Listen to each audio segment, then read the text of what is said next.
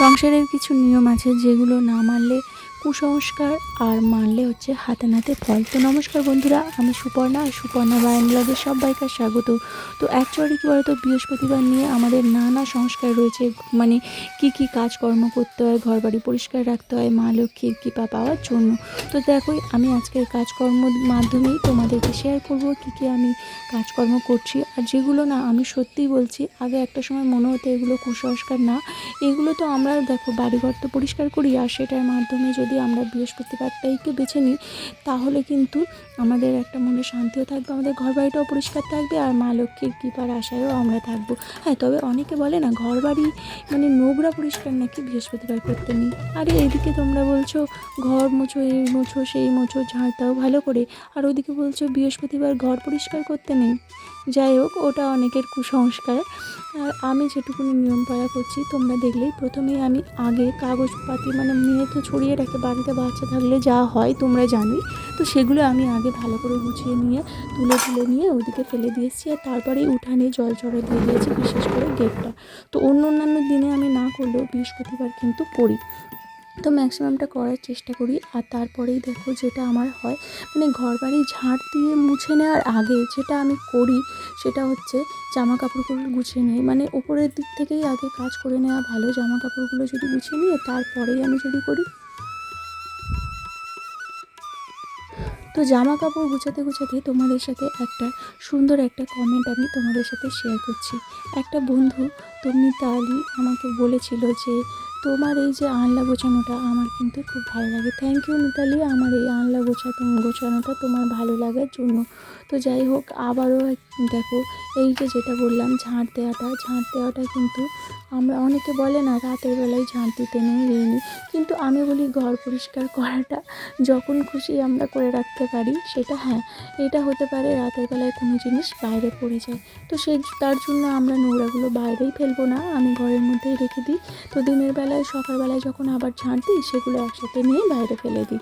তো এইভাবে আমি পুরো ঘরটাকে ঝাঁট দিয়ে এসে তারপরে এই পোটের কাজটা না প্রচুর অবস্থা খারাপ। মানে মানুষ আমরা যতজন না, তার থেকে বেশি আমাদের জুতো হয়ে গেছে। এক একটা মানুষের যদি দুটো করে জুতো থাকে, এছাড়াও তো তোলা থাকে, তো ফুটের গাছটা পুরো অগোছালো হয়ে থাকে। আমি যতটা পারি জুতোগুলোকে গুছিয়ে রাখার চেষ্টা করি, কিন্তু আবারও সেই অবস্থা হয়। তো বাড়ির 6জন মেম্বার, এগুলো তো হবে। তবে আমি একটা প্রসেস বের করেছি, অনেকে মানতেই চাইছে না, তো আমি আরও অন্যভাবে ভাবছি করবো যাতে না সবাই মানে। আর তারপরেই দেখো সাথেই কিন্তু আমি গাছগুলোকে জলও দিয়ে দিয়েছি। তো জলগুলো দিয়ে দেওয়ার সাথেই আমি ঘরটা মুছে নিয়েই বাসনপত্রগুলো দেখো এদিক ওদিক যেগুলো মাজার পর ছড়িয়ে থাকবে, তার সাথে এগুলো এনে রাখা হয়েছে। তারপরেই আমি সেগুলোকে গুছিয়ে নিচ্ছি, কেননা ঘর বাড়ি যেহেতু এবার মোছা হয়ে গেছে।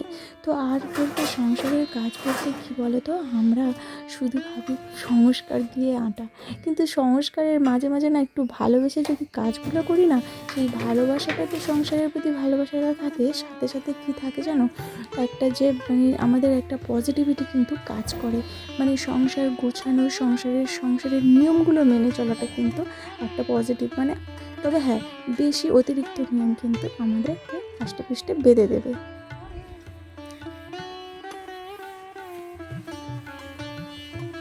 তো যাই হোক, আমার যেহেতু ঘরদোর ওইগুলো অ্যাকচুয়ালি কী বলো তো, আমি ঘরগুলো মুছতে আমি ওই পাশে সেরে নিয়েছি, তারপরে এইগুলো এই মানে সামনেরটাই ভালো করে মুছে নিলাম। আর এই যে দেখো এখন কিন্তু রোদ ঝলমল করে উঠেছে। তো আমার আগের দিনে যেহেতু শীতকাল আর বেলা হয়ে গেছিলো আগের দিনে জামা কাপড়গুলো, তো কিছু জামা কাপড় আমি এখানে মেলে দিয়েছিলাম, মানে যেহেতু পুরোপুরি শুকায়নি, তো সেগুলো এখন তুলে নিচ্ছি, ওগুলোই এখন রোদে দিয়ে দেবো।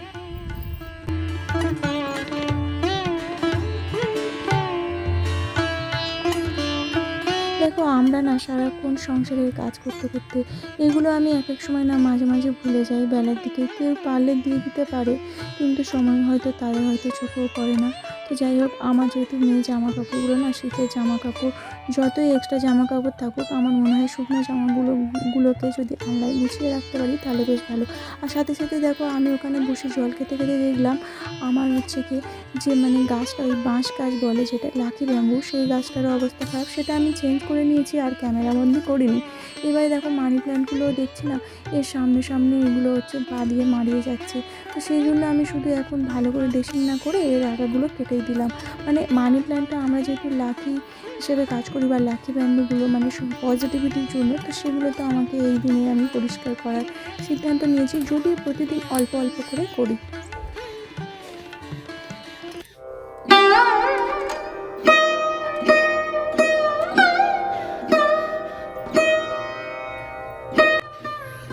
তো এবারে একটা কমেন্ট পড়ে নিই। তো বিশ্বজিৎ মধুমিতা, সম্ভবত মধুমিতাই হয়তো মেসেজটা করেছে। মানে ও বলছে যে দিদি তোমার ভিডিওটা নাইস, মানে ভালো লেগেছে ওর। মানে আমি এর আগে যে ভিডিওটা দিয়েছি 15টি টিপস ঘর গোছানোর জন্য, আবার নো কস্টে, তো সেটা তোমরা পারলে গিয়ে দেখে এসো। আর মধুমিতাকে জানাই থ্যাংক ইউ ভিডিওটি দেখার জন্য। আর এইভাবে তুমি দেখতে থেকো আর খুব খুব ভালো থেকো। তারপরেই দেখো আমি কিন্তু মা লক্ষ্মীর পূজা দিতে চলে এসেছি। আর ওদিকে দেখো আমার মেয়ে একা একা উঠেই কিন্তু আজকে রেডি হয়েছে।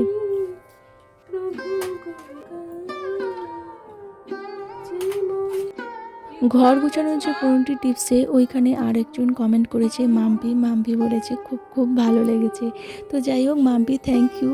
আর মাম্পি সত্যি কথা বলতে মাম্পি আমার একটা খুব প্রিয় আপন, অনেক ছোটোবেলাকার মানে সাথী ছিল। তো যাই হোক তোকে অনেক অনেক ধন্যবাদ। আর তুই আমার যে ভিডিওগুলো দেখিস আর আমার খুব ভালো লাগে, মানে কমেন্ট করিস। তো যাই হোক আজকের আমার দেখো ঠাকুর ঘরের পুজো সারতে সারতে আমার না এই যে তুলসী গাছে জল দেওয়াটা না আমার কী যে শান্তি। আর তারপরেই তার গোড়া থেকে মাটি নিয়ে নিজের মাথায় আর গলায় আর কপালে ঠেকানোটা না ও সব থেকে আমার যেন মনে হয় এইটা দিয়ে দিন শুরু করলে এর আগে কিছু হয় না। তো সংস্কার বলো আর কুসংস্কার বলো সব কিছু কিন্তু মানলেই আমাদের হাতে নাতে ফল, তাই না?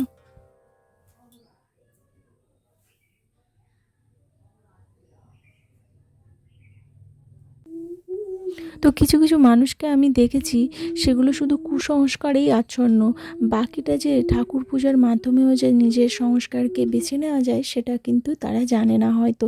আমি জানি না, হয়তো জানে, তারা করতে চায় না হয়তো। আমার কিন্তু বেশ ভালোই লাগে।